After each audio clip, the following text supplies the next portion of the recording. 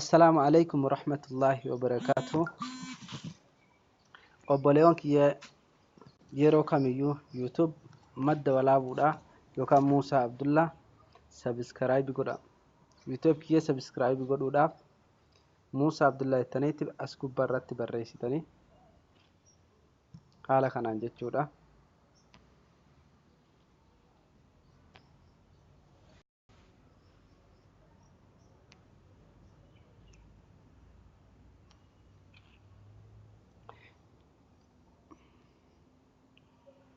isa jalqaba irratti isiniif dhufu kana jechuudha. Bakka diimtuu kana tuquudhaan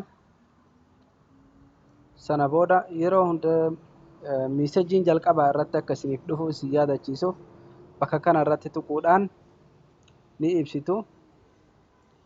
Amma miisejiin yeroo kamuu yeroon ani waan tokko maxxansu kallattiidhaan isin bira ga'a. Inni biraa wanni naagootan tokko illee hin jiru.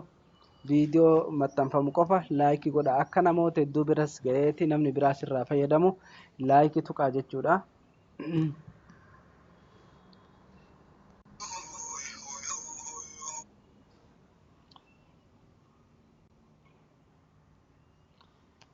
Haala kanaan bakka kana tuquudhaan laayikii gootan. Kanuma qofa wanni isin irraa barbaannu YouTube gara beeta virjiinii jijjiiramee jira. YouTube keessan Play Store keessa galuudhaan YouTube jedha asirratti barreessa.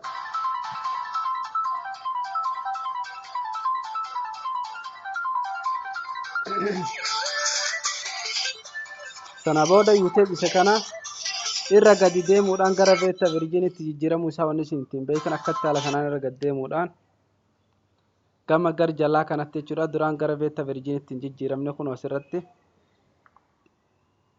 become a beta tester jechuu jira jechuudha. Kanaaf eessa tuquudha qabdanii bakka xiqqoo isinitti argamtu xiqqoo irraa gama gadii jirtu tana jechuudha. Join now jettu tana bakka san tuquudhaan join godhaati gara beeta virjiinii jijjiiraan isiniin jedha. Waa baay'ee irraa argattu. Sana booda ammas deetanii join jettaniini waan haaraa jechuudha. Kana booda jechuudha gara beeta virjiinii jijjiiramee jira. Wantoota haaraa adda addaa update godhamu kallattiidhaan argachuu dandeessan jechuudha. Baay'ee tajaajilli isaa akka duraan sanirraa adda ta'a jechuudha. Kanaaf akka fayyadamtanii amma gara beeta virjiinii jijjiiramuudhaaf beeta sign up in progress jechuu jira. Akkasii share waliif godhaa. Viidiyoo tokko yeroo maxxanfamu maal akka barsiifamu jiru yeroo san sirriitti xiyyeeffannoodhaan ilaalaa. Gaafiin hin barbaachisu waan barsiifame irratti ilaaltanii maal akka hojjetamaa jiru sana booda jechuudha. Waan san hojjechuun isin hin dhibu. Osoo hin hubanne ammoo naaf hin galle hin jedhina. Dursa viidiyoo san qaceellotti ilaalaa. Wanni irraa barattan hedduu jira. Wanni irraa hubattan hedduu jira. Kanaaf akkasii share waliif godhaa. Laayikii tuqaan isin jira. Assalaamu alaikum warahmatullaahi wabarakaatu. Liinkii isaa ammoo beeta virjiin isaa viidiyoo kana koomentii jalqaba irratti isiniif kaa'a. Akkasitti jala seentaniiti gara beeta piroogiraamitti jijjiirachuu dandeessan YouTube keessan. Waa hedduu bareedaadha fidee gara beeta virjiinii jijjiiruun isaanii kun. Kanaaf wassalaamu alaikum warahmatullaahi wabarakaatu.